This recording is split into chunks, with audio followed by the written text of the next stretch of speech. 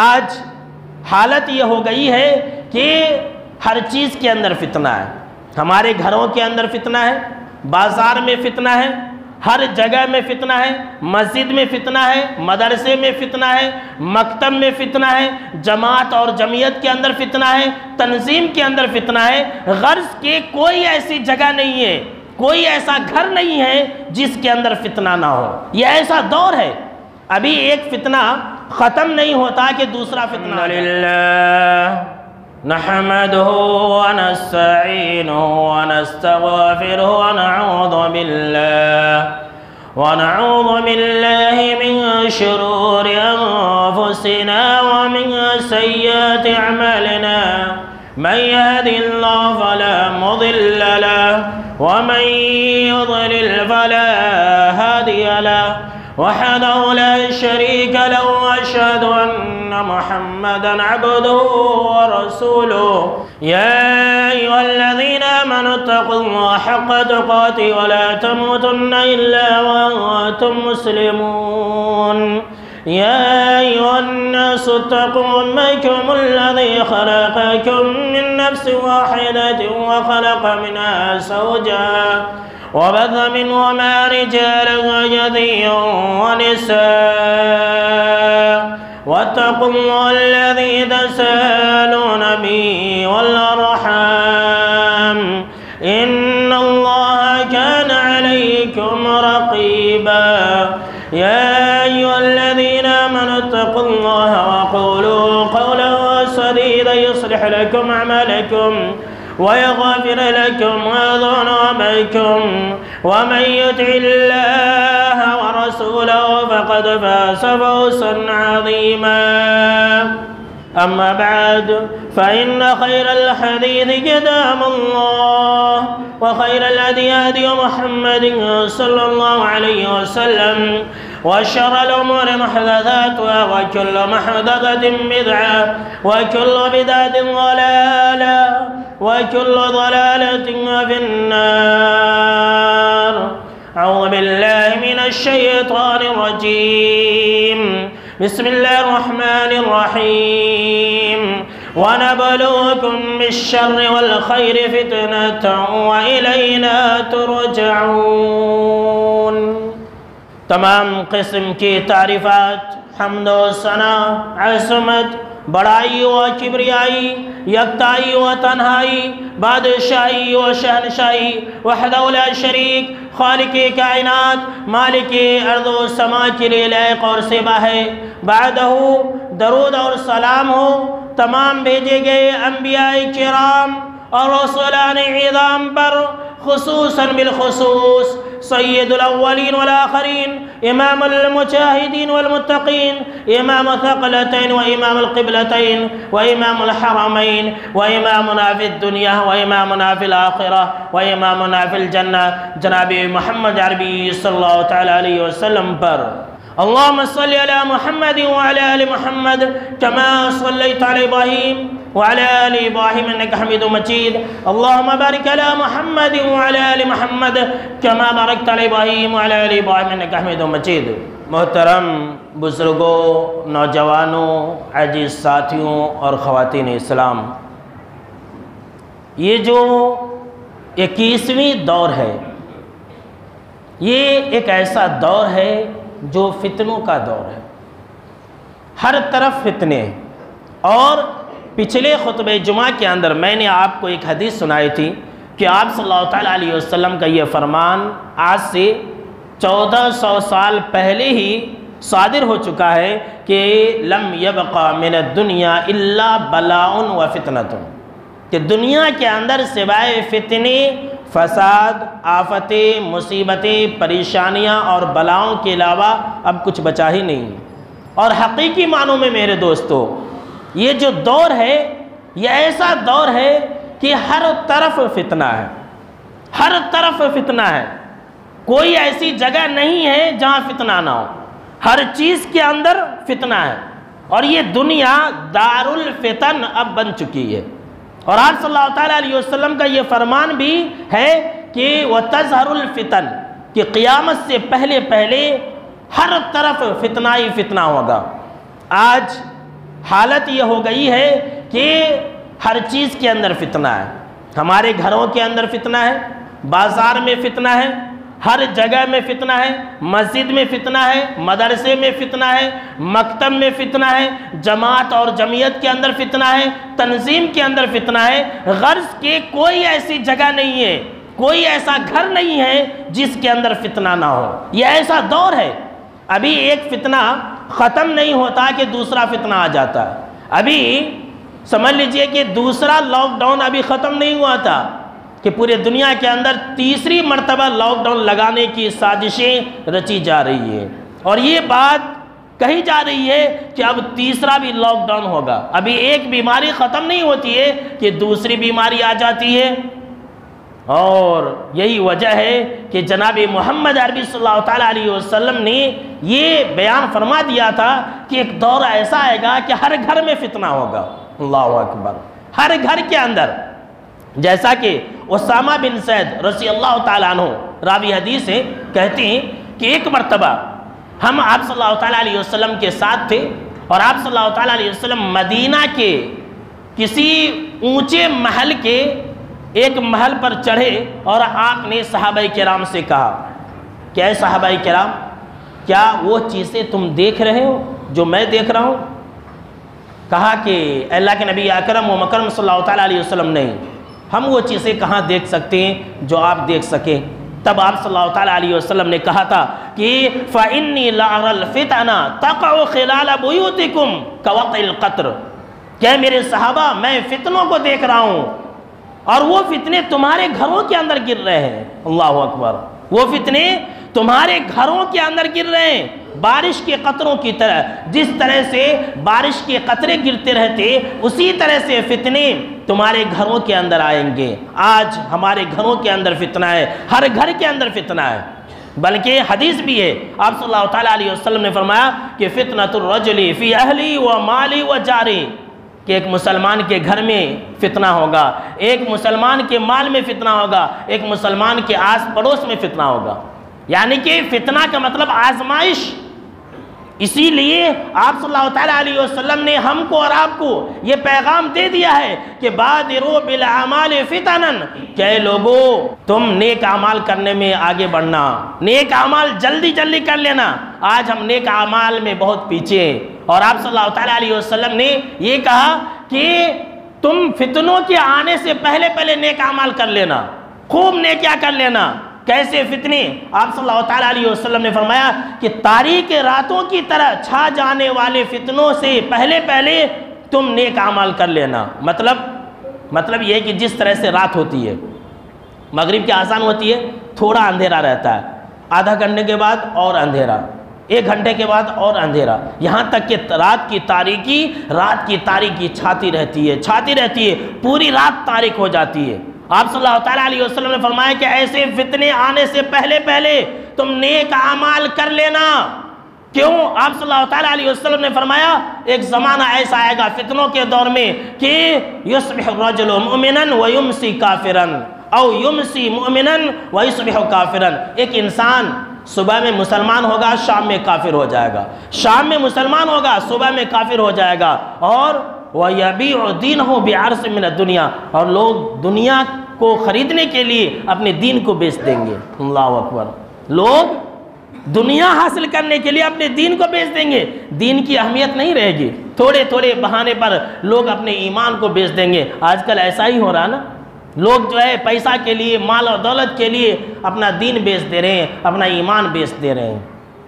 یہ اتنا فتنوں کا دور ہے، ہر طرف فتنہ ہے میرے دوستو. کوئی ایسی جگہ نہیں ہے جو جگہ فتنے سے محفوظ ہو. ہر جگہ، پوری دنیا کی میں بات کر رہا ہوں. ایسی بات نہیں ہے کہ جہاں مسلم حکمراں ہیں وہاں فتنے نہیں ہیں، جو لوگ نیک ہیں ان کے گھروں میں فتنے نہیں ہیں. ہر جگہ اور ہر گھر کے اندر فتنہ آ چکا ہے، اور یہ آپ صلی اللہ تعالیٰ علیہ وسلم نے واضح طور پر بیان فرما دیا ہے. آگے بڑھنے سے پہلے ہم آپ کو یہ بتلا دیتے ہیں کہ فتنہ کا معنی کیا ہے. فتنہ کا معنی ہوتا آزمائش. آزمائش کیسی آزمائش؟ ایسی آزمائش جس کی وجہ سے ایک انسان کی اچھے اور بری حالت کی تمیز ہو سکے. جی ہاں، یہ جو آزمائشیں آتی ہیں نا، دنیا میں جو آزمائشیں آتی ہیں، پریشانیاں آتی ہیں، آفتیں آتی ہیں، بلائیں آتی ہیں، بیماریاں آتی ہیں، اس کا ایک مقصد ہوتا ہے۔ فتنے کے مقاصد میں سے ایک سب سے بڑا مقصد ہے کہ اچھے اور برے کی تمیز ہو سکے، سچے اور جھوٹے کی تمیز ہو سکے، مومن اور کافر کے درمیان میں فرق ہو سکے، نیک اور بد کے درمیان میں فرق ہو سکے۔ اسی لیے اللہ رب العالمین طرح طرح کی عذاب اور طرح طرح کی آفتوں اور مصیبتوں کے ذریعے آزماتا ہے، لوگوں کو آزمائش کے اندر مبتلا کرتا ہے۔ جی ہاں، سن لیجئے، جیسا کہ اللہ رب العالمین نے قرآن مجید کے اندر یہ واضح طور پر بیان فرمایا، احسب الناس ان یترکوا ان یقولوا آمنا وهم لا یفتنون، کیا لوگوں نے یہ سمجھ لیا ہے کہ وہ ایمان لائیں گے تو اسے چھوڑ دیا جائے گا، آزمایا نہیں جائے گا؟ اللہ رب العالمین نے فرمایا وَلَقَدْ فَتَنَّ الَّذِينَ مِن قَبْلِهِمْ فَلَيَعْلَمَنَّ اللَّهُ الَّذِينَ صَدَقُوا وَلَيَعْلَمَنَّ الْكَاذِبِينَ، کہ اللہ رب العالمین نے پہلے بھی لوگوں کو آزمایا تھا، جو لوگ ایمان لائے تھے اللہ نے ان کو بھی آزمایا تھا، اور کس لیے؟ تاکہ اللہ جان لے سچے کون ہیں اور جھوٹے کون ہیں۔ یہ آزمائشیں آئیں گی، ایسی بات نہیں ہے کہ جو ایمان والا ہے، جو ایمان والا نہیں ہے ان کا آزمائشیں نہیں ہوں گی، سب کی آزمائش ہوں گی، بلکہ بعض حدیثوں کے اندر اس بات کا ذکر موجود ہے کہ جو انسان اپنے ایمان میں جتنا زیادہ پکا ہوگا اتنا ہی زیادہ آزمائشیں آئیں گی۔ سن لیجئے، یہ دور آزمائشوں کا دور ہے، اس خوش فہمی میں نہ رہیں کہ یہ سال اچھا ہوگا، نہیں میرے دوستو، یہ فتنوں کا دور ہے، ہر آنے والا سال برا ہوگا ہمارے لیے، ہر آنے والا سال، یہ دنیا ختم ہونے کی کگار پر ہے۔ اللہ رب العالمین جو ہمیں یہ آزمائشوں سے دوچار کرتا ہے، ایک کے بعد ایک بیماری، ابھی ایک بیماری نہیں ختم ہو رہی ہے کہ دوسری آ جا رہی ہے، دوسری پریشانی نہیں ختم ہو رہی ہے کہ تیسری آ جا رہی ہے، کس لیے؟ تاکہ اللہ ہم کو آزمائے کہ ہم میں سے اور آپ میں سے، پوری دنیا میں سے سچے کون ہیں، جھوٹے کون ہیں، مسلمان کون ہیں، کافر کون ہیں، فاسق کون ہے، اچھا کون ہے، نیک کون ہے، بد کون ہے۔ یہ اس لیے اللہ رب العالمین آزمائشوں کو لاتا ہے۔ اور دوسرا مقصد کیا ہے جانتے ہیں؟ دوسرا مقصد یہ ہے کہ یہ قانون فطرت ہے، یہ اب کی بات نہ ہو، یہ اب کی بات نہیں ہے، یہ شروع زمانے سے، جب سے اللہ نے دنیا کو بنایا ہے تب سے ہی یہ قانون ہے کہ اللہ رب العالمین وقتاً فوقتاً لوگوں کو آزماتا ہے، کبھی مالدار بنا کر کے آزماتا ہے، کبھی غریب اور فقیر بنا کر کے آزماتا ہے، کبھی اللہ رب العالمین صحت اور تندرستی دے کر کے آزماتا ہے، طاقت اور توانائی دے کر کے آزماتا ہے، کبھی اللہ رب العالمین بیماری دے کر کے آزماتا ہے، کبھی اللہ رب العالمین غریبی اور فقیری دے کر کے آزماتا ہے۔ یہ شروع زمانے سے اللہ کا دستور رہا ہے پوری دنیا کے اندر، جیسا کہ اللہ رب العالمین نے فرمایا کہ وَنَبْلُوكُمْ بِالشَّرِّ وَالْخَيْرِ فِتْنَةً وَإِلَيْنَا تُرْجَعُونَ، کہ ہم تم کو اچھے اور بری چیزوں کے ذریعے آزماتے رہیں گے، اچھے اور برے چیزوں کے ذریعے آزماتے رہیں گے، پھر تم سب کا لوٹنا میری طرف ہے۔ یہ آزمائشیں آتی رہیں گی، گھبرانے کی ضرورت نہیں ہے، یہ فتنوں کا دور ہے، ابھی ایک فتنہ ختم نہیں ہو رہا کہ دوسرا فتنہ آ جا رہا ہے۔ کیسے کیسے فتنے میرے دوستو، اب آپ نے دیکھا ہی ہوگا، سنا ہی ہوگا، آج کل ایک ہفتے سے نیوز کے اندر چل رہا ہے کہ کوئی بلی بائی ایپ نکال کر کے مسلمان لڑکیوں کو کس طرح سے جال کے اندر پھنسایا گیا، اور اسی طرح سے سلی ڈیلز یہ ایک ایپ نکلا تھا۔ یہ سب کیا ہے؟ یہ سب فتنے۔ ابھی ہمارے ہندوستان کے اندر ایک قانون پاس کیا گیا کہ 22 سال سے پہلے کسی لڑکی کی شادی نہیں کر سکتے۔ کتنی بڑی فتنے کی بات ہے، ہمارے ہندوستان کے اندر کیا سے کیا نہیں ہو رہا ہے، بولیے۔ ہمارے ہندوستان، ہمارے ملک کے فوجی مر رہے ہیں، ہمارے بارڈر کے اوپر آرمی کی موتیں ہو رہی ہیں، اس پر کوئی قانون نہیں ہے۔ دن بدن ہمارے ملک کے اندر ریپ بڑھتا جا رہا ہے، اس پر کوئی قانون نہیں۔ روزانہ ہر آئے دن مرڈر ہو رہے ہیں، اس پر کوئی قانون نہیں۔ ہمارے ہندوستان کا خزانہ لوگ خالی کر رہے ہیں، بڑے بڑے ایم پی اور منسٹر گھوٹالہ کر جا رہے ہیں، اس پر کوئی قانون نہیں۔ اگر قانون بنایا جا رہا ہے تو کس بات پر؟ کہ لڑکی کی شادی 22 سال سے پہلے نہیں کرنا۔ اگر قانون بنایا جا رہا ہے تو کس بات پر؟ اس بات پر کہ 2 لڑکے آپس میں شادی کر سکتے ہیں، یہ بھی قانون بنایا گیا۔ قانون بنایا جا رہا تو اس بات پر کہ کوئی بھی انسان کسی سے ناجائز تعلقات رکھ سکتا ہے، ناجائز تعلقات رکھنے کے قانون بنائے جا رہے ہیں، لیکن جائز تعلقات رکھنے پر روک لگائی جا رہی ہے، یہ فتنہ نہیں تو اور کیا ہے؟ اور آنے والے دور میں اور کیا کیا دیکھیں گے یہ اللہ ہی بہتر جانتا ہے۔ یہ تو ایک معمولی چیز ہے، آنے والے دور میں تو ایسا بھی ممکن ہے کہ یہ کہہ دیا جائے کہ شادی کرنے کی ضرورت نہیں، بس ناجائز تعلقات رکھ لو اور قانون کا پاس لے لو، بس کافی ہے تمہارے لیے۔ کیسا زمانہ دیکھ لیجئے، ایک تو ایسے ہی فتنوں کا دور ہے، لڑکیاں 16 سال میں 14 سال میں 10th جب پڑھتی ہے کسی کے ساتھ بھاگ جاتی ہے، کالج سے اسکول سے بھاگ رہی ہے، 16-17 سال کی لڑکیاں اب رکنے کے لیے تیار نہیں ہیں، اور الٹا جو ہے قانون بنا دیا کہ 22 سال سے پہلے شادی نہیں کر سکتے۔ یہ جانتی ہیں یہ ایسا اس لیے ہندوستان کے لوگ نہیں سمجھ پا رہے ہیں، یہ اپنی پالیسی اور اپنی کمزوری کی چھپانے کے لیے اس طرح کی قانون بناتے رہتے ہیں۔ خیر، تو میں یہ کہہ رہا تھا میرے دوستو کہ یہ فتنوں کا دور ہے، اس طرح کے فتنے ہمارے سامنے میں آتے رہیں گے، پہلے بھی آئے تھے اور اب بھی آ رہے ہیں اور بعد میں بھی آئیں گے۔ اب سوال یہ پیدا ہوتا ہے کہ ہم ان فتنوں سے کیسے بچ سکتے ہیں، یہ سب سے بڑا سوال ہے، اور میرے خطبہ جمعہ کا سب سے اہم حصہ یہی ہے کہ ہم فتنوں سے کیسے بچ سکتے ہیں۔ ہر انسان یہ کہتا ہے، آپ بھی سنتے ہوں گے کہ بہت بڑا فتنہ ہے، آج کل بہت فتنے ہیں، بولتے نہیں بولتے؟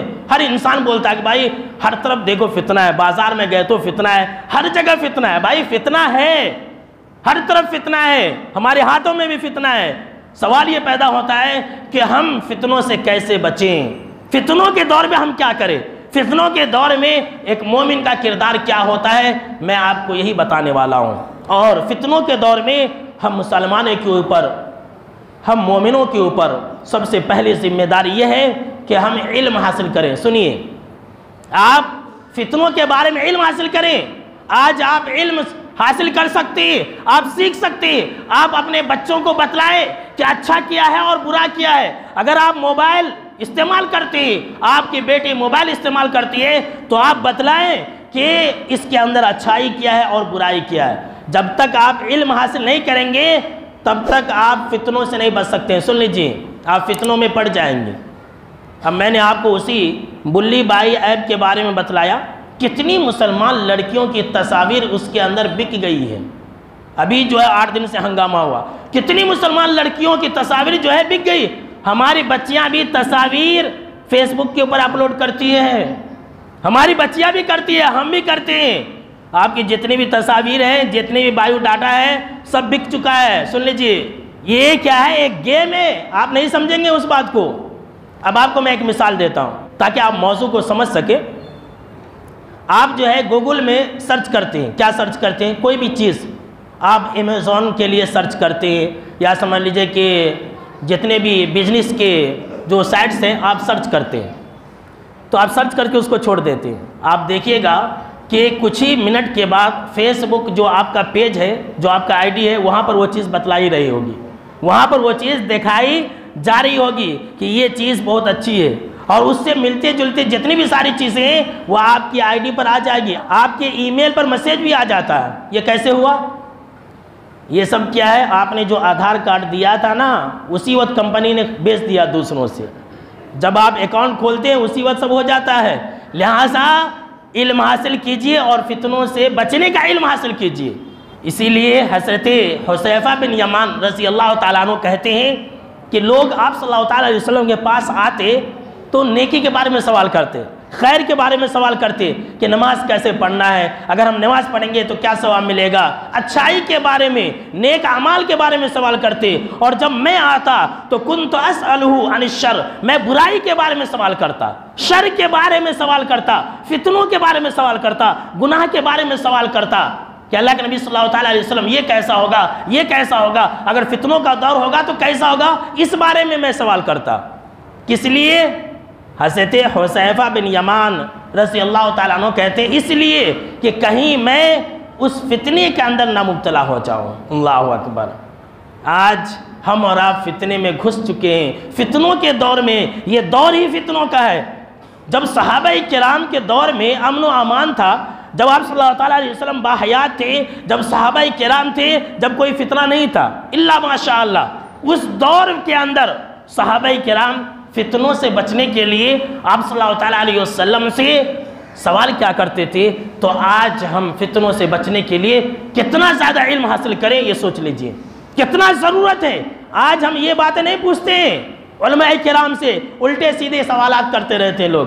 کوئی انسان یہ نہیں پوچھتا کہ مولانا آج کل فتنے ہیں، ہم کیسے زندگی گزاریں، ہم کیسے موبائل استعمال کریں، ہم کیسے اور چیزوں کو استعمال کریں، یہ کوئی نہیں پوچھتا ہے۔ الٹے سیدھے لوگ سوالات پوچھتے رہتے ہیں۔ میرے دوستو، اگر فتنوں سے بچنا چاہتے ہیں اور فتنوں کا شکار نہیں ہونا چاہتے ہیں، موجودہ حالات کے تمام فتنوں سے بچنا چاہتے ہیں، تو آپ علم حاصل کریں۔ یہ کوئی ضروری نہیں ہے کہ آپ پڑھ کر کے علم حاصل کریں، بلکہ آج کل علم حاصل کرنا بہت آسان ہو چکا ہے۔ آپ سن کر کے بھی علم حاصل کر سکتے ہیں، آپ دیکھ کر کے بھی علم حاصل کر سکتے ہیں۔ آج کل ہمارا زمانہ تو ایسا زمانہ ہے کہ مکے بھی پڑھائی پڑھتے ہیں، اللہ اکبر۔ آج کل ایسا زمانہ ہے کہ اندھے بھی پڑھائی پڑھتے ہیں، آج کل ایسا زمانہ ہے کہ بہرے بھی پڑھائی پڑھتے ہیں۔ یہ سب اللہ رب العالمین کا دین ہے۔ ہم جس طرح سے چاہیں علم حاصل کر سکتے ہیں، اور اس فتنوں کے دور میں جو سب سے بڑا کام ہمیں کرنا ہے وہ یہ کہ عقل کا صحیح استعمال کرنا ہے۔ عقل کا صحیح استعمال کریں اور اپنے ہاتھ کو قابو میں رکھیں۔ جی ہاں، سن لیجئے، سارے فتنے کی چیزیں آپ کے ہاتھ میں موجود ہے، یہ موبائل ہے۔ آپ اپنے عقل کا استعمال کریں اور ہاتھ کا صحیح استعمال کریں۔ اب آپ کہیں گے کہ مولانا اس فتنے سے ہماری عقل کا اور ہمارے ہاتھ کا کیا کنیکشن ہے؟ تو سن لیجئے، ایک حدیث بخاری اور مسلم کے اندر ہے، اور دیگر بہت ساری احادیث کی کتابوں کے اندر یہ حدیث موجود ہے، ملتے جلتے الفاظ کے ساتھ۔ ابن مسعود رضی اللہ تعالیٰ عنہ راوی حدیث ہے، کہتے ہیں کہ جناب محمد عربی صلی اللہ تعالیٰ علیہ وسلم نے فرمایا کہ اے لوگوں سنو، ایک دور ایسا آئے گا کہ ہر طرف فتنہ ہوگا، ہر طرف پوری دنیا کے اندر فتنہ فتنہ، ہر طرف فتنہ ہی فتنہ ہوگا، اور وہ ایسا دور ہوگا، جو دور ایسا دور ہوگا کہ سونے والا جاگنے والے سے بہتر ہوگا، اور جاگنے والا یہ بیٹھنے والے سے بہتر ہوگا، بیٹھنے والا چلنے والے سے بہتر ہوگا، چلنے والا کھڑا ہونے والے سے بہتر ہوگا، کھڑا ہونے والا دوڑنے والے سے بہتر ہوگا، دوڑنے والا سوار ہونے والے انسان سے بہتر ہوگا۔ صحابہ کرام نے کہا کہ اللہ کے نبی اکرم صلی اللہ تعالیٰ علیہ وسلم، جب ایسا دور ہوگا فَبِمَا تَأْمُرُنِي، تو آپ ہمیں کیا حکم دیتے ہیں؟ آپ ہمیں کیا حکم دیتے ہیں؟ ایسے دور میں ہم کیا کریں؟ تب آپ صلی اللہ تعالیٰ علیہ وسلم نے کہا تھا کہ اکفف نفسک ویدک وادخل دارک، کہ اپنے ہاتھ کو قابو میں رکھنا، اللہ اکبر، اپنے آپ کو قابو میں رکھنا، اللہ اکبر، جوش میں نہیں آنا، جذبات میں نہیں آنا، عقل کا صحیح استعمال کرنا۔ کون کہہ دیا مان لیے اچھل پڑے، ایسا نہیں کرنا، بلکہ عقل کا استعمال کرنا اور اپنے ہاتھ کو قابو میں رکھنا اور اپنے گھر کے اندر گھس جانا، اللہ اکبر۔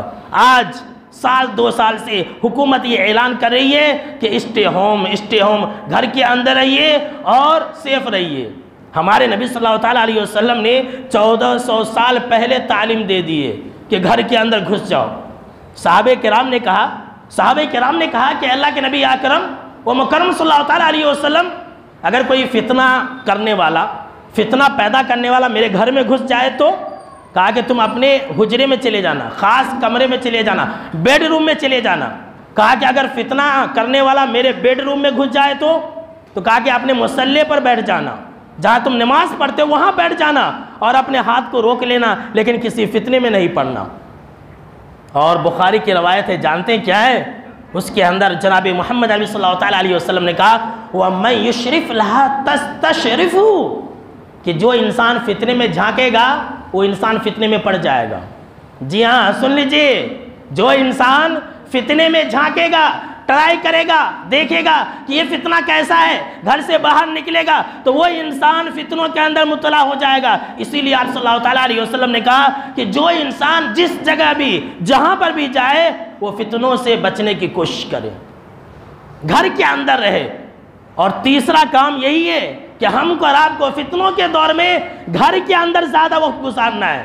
آج کل ہم اور آپ جو ہے بازار کے اندر زیادہ سکون محسوس کرتے ہیں، بازار کے اندر وقت زیادہ لگاتے ہیں اور وقت زیادہ گزارتے ہیں، جبکہ ایک مومن کو ایسا ہونا چاہیے کہ وہ اپنی ساری ضروریات کو پوری کر کے فوراً اپنے گھر میں آ جائے، اپنے گھر کے اندر داخل ہو جائے۔ آج ہم کہتے ہیں کہ گھر میں رہ کر کے بور مارتا ہے۔ جب حکومت نے قانون لگا دیا، جب پولیس کی لاٹھیاں جب پڑنے لگی تو 5-6 مہینہ تک گھر کے اندر گھس کے تھے کہ نہیں تھے؟ حکومت کے ڈر سے، یہاں آپ صلی اللہ تعالیٰ علیہ وسلم نے ہمیں 1400 سال پہلے ہی اس بات کی تعلیم دے دی ہے کہ اگر تم فتنوں سے بچنا چاہتے ہو، اگر تم آفتوں، مصیبتوں، بلاؤں اور گناہوں اور بیماریوں سے بچنا چاہتے ہو تو تم اپنے گھروں کے اندر ہو، تم ہر چیز سے محفوظ ہو جاؤ گے۔ یہ آج کا نعرہ ہے کہ اسٹے ہوم اسٹے سیف، یہ آج کا نعرہ ہے۔ 1400 سال پہلے ہی آپ صلی اللہ تعالیٰ علیہ وسلم نے ہمیں یہ حکم دے دیے۔ ہمارے مذہب سے اونچا مذہب اور ہمارے مذہب سے زیادہ اچھائی والا مذہب اور زیادہ اچھائی والا قانون یہ کسی کے پاس نہیں ہے، دنیا میں کسی کے پاس نہیں ہے۔ عقبہ بن عامر رضی اللہ تعالیٰ عنہ راوی حدیث ہے، وہ کہتے ہیں کہ آپ صلی اللہ تعالیٰ علیہ وسلم کے پاس آئے اور کہا کہ من نجات، کہ اللہ کے نبی اکرم و مکرم صلی اللہ تعالیٰ علیہ وسلم نجات کس میں ہے؟ سنیے، نجات کس میں ہے؟ کون سی ایسی چیز ہے کہ میں کرنے لگوں تو دنیا میں بھی کامیاب ہو جاؤں، آخرت میں بھی کامیاب ہو جاؤں، دنیا کے اندر بھی میں فتنوں سے بچ جاؤں اور آخرت کے اندر بھی میں جہنم سے بچ جاؤں؟ تب جناب محمد عربی صلی اللہ تعالیٰ علیہ وسلم نے 3 باتیں کہی تھی، صرف 3 باتوں کو اپنا لو، تم دنیا کے اندر بھی کامیاب ہو جاؤ گے، آخرت کے اندر بھی کامیاب ہو جاؤ گے۔ آپ صلی اللہ تعالیٰ علیہ وسلم نے کہا کہ املک علیک لسانک، کہ دیکھو اپنی زبان کو قابو میں رکھنا۔ اللہ اکبر۔ سوال ہوا، عقبہ بن عامر رضی اللہ تعالیٰ عنہ نے سوال کیا کہ نجات کس میں؟ کیا کہا کہ تم اپنی زبان کو قابو میں رکھنا، تمہاری زبان تمہارے انڈر میں ہو، یہ نہیں کہ جو من میں آیا بک دو اور پھر تم کو معافی مانگنے پڑے۔ آج کل ہم اور آپ ایسے ہی جو من میں آیا بول دیتے ہیں، جو من میں آیا بک دیتے ہیں اور پھر بعد میں جھوٹ بولتے ہیں، نہیں میں نے ایسا کہا نہیں۔ اور انسان کی ہر مصیبت کی جڑ تو یہی زبان ہی ہے۔ اسی لیے جناب محمد عربی صلی اللہ تعالیٰ علیہ وسلم نے ایک مرتبہ تمام صحابہ کرام کی موجودگی میں کہا تھا کہ اے میرے صحابہ، تم مجھے 2 جبڑوں کے درمیان میں جو چیز ہے اور 2 رانوں کے درمیان میں جو چیز ہے اس کی حفاظت کی گارنٹی دے دو، میں تمہیں جنت دے دیتا ہوں۔ 2 جبڑوں کے درمیان میں کون سی چیز ہے؟ زبان ہے۔ اور 2 رانوں کے بیچ میں کون سی چیز ہے؟ شرمگاہ ہے۔ جو زبان کی اور شرمگاہ کی حفاظت کرے گا جنت کے اندر جائے گا۔ سوال ہوا نجات کس میں؟ اپنی زبان کو لگام دو، تم کامیاب ہو جاؤ گے۔ آج ہمیں کچھ کہنے کی ضرورت نہیں ہے، دنیا دیکھ رہی ہے۔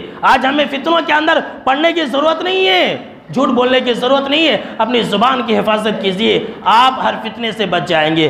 دوسری چیز آپ صلی اللہ تعالیٰ علیہ وسلم نے کہا وَلْيَسَعْكَ بَيْتُكَ، کہ اے عقبہ تم اپنے گھر کو لازم پکڑنا۔ اللہ اکبر۔ اپنے گھر کو لازم پکڑنا۔ اگر تم نجات چاہتے ہو، فتنوں سے بچنا چاہتے ہو تو اپنے گھر کے اندر رہنا۔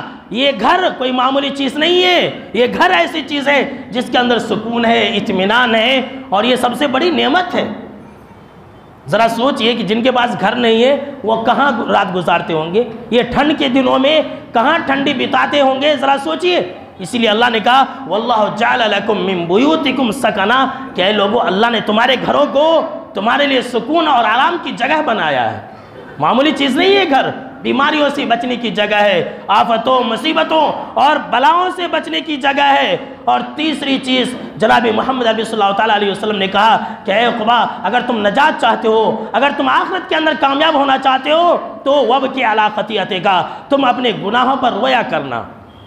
آج ہم دنیا کے لیے بہت روتے ہیں، بیوی بچوں کی جدائی پر بہت روتے ہیں، ماں باپ کی جدائی پر بہت روتے ہیں۔ کبھی گناہوں کو یاد کر کے ہم نے رویا ہے؟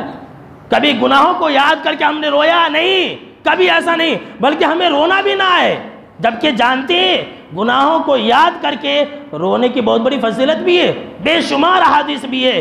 ایک حدیث کے اندر آپ صلی اللہ تعالیٰ علیہ وسلم نے یہاں تک بیان فرمایا ہے کہ جو انسان گناہوں کو یاد کر کے روتا ہے، جو انسان گناہوں کو یاد کر کے روتا ہے، وہ انسان جہنم کے اندر کسی بھی حال میں نہیں جائے گا، جہنم کے اندر کسی بھی حال میں نہیں جائے گا۔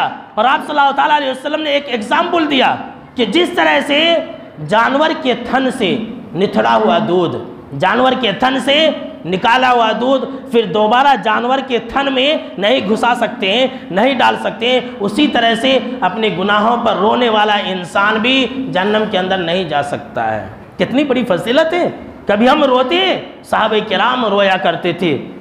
ابراہیم نخعی کے بارے میں آتا ہے کہ ایک مرتبہ ایک پڑوس کی عورت ان کے گھر میں آئی، ایک جگہ بلہ کا کچا دیکھا، تو اس عورت نے کہا کہ ابراہیم نخعی کی بیوی سے کہا کہ ایسا لگ رہا ہے کہ آپ کے بیٹے نے پیشاب کر دیا، اس کو پوچھ دیجئے۔ تو اس کی بیوی نے، ابراہیم نخعی رحمۃ اللہ علیہ کی بیوی نے کہا کہ اے عورت، یہ ہمارے بچے کا پیشاب نہ ہو، یہ ہمارے بچے کا پیشاب نہ ہو، یہ ابراہیم نخعی کے آنسو ہے جو وہ گناہوں کو یاد کر کے روتے ہیں۔ اللہ اکبر، اتنا زیادہ رویا کرتے تھے، اور آج ہم اور آپ، ہمارے اور آپ کے آنکھوں سے ایک قطرہ آنسو نہ نکلے۔ اسی لیے جناب محمد عربی صلی اللہ تعالیٰ علیہ وسلم نے فرمایا کہ جس آنکھ سے آنسو نکل جائے وہ آنکھ کبھی بھی جہنم کی آگ میں نہیں جل سکتی ہے، اور اسی میں تو نجات ہے۔ کتنی اعلیٰ نصیحت کی۔ اسی لیے ایک دوسری حدیث کے اندر صحیح الجامع الصغیر کی روایت ہے، آپ صلی اللہ تعالیٰ علیہ وسلم نے فرمایا کہ طوبیٰ لمن ملک لسانہ، کہ اس انسان کے لیے جنت کی بشارت ہے۔ سن لیجئے، اس انسان کے لیے جنت کی بشارت ہے۔ جنت کی بشارت آپ لے کر کے جائیے، اگر عمل کریں گے تو سن کر کے چلے جائیں گے، اور کریں گے لے بولیں گے تو نہیں، اگر عمل کریں گے تو جنت کی بشارت ہے۔ جناب محمد عربی صلی اللہ تعالیٰ علیہ وسلم نے فرمایا اس انسان کے لیے جنت کی بشارت ہے جس انسان کی زبان اس کے قابو میں ہے، اس انسان کے لیے جنت کی بشارت ہے جس انسان کا گھر اس کے لیے کافی ہے، وہ انسان زیادہ تر گھر میں رہتا ہے، اس انسان کے لیے جنت کی بشارت ہے۔ کیوں؟ اس لیے کہ جو انسان گھر میں رہے گا، غیبت نہیں کرے گا، چغل خوری نہیں کرے گا، جھوٹ نہیں بولے گا، اپنے بیوی بچوں کی اصلاح کرے گا، بے شمار فائدے ہیں۔ اور تیسری چیز آپ صلی اللہ تعالیٰ علیہ وسلم نے کہا اس انسان کے لیے جنت کی بشارت ہے جو انسان اپنے گناہوں کو یاد کر کے روئے۔ لینا چاہتے کہ نہیں لینا چاہتے؟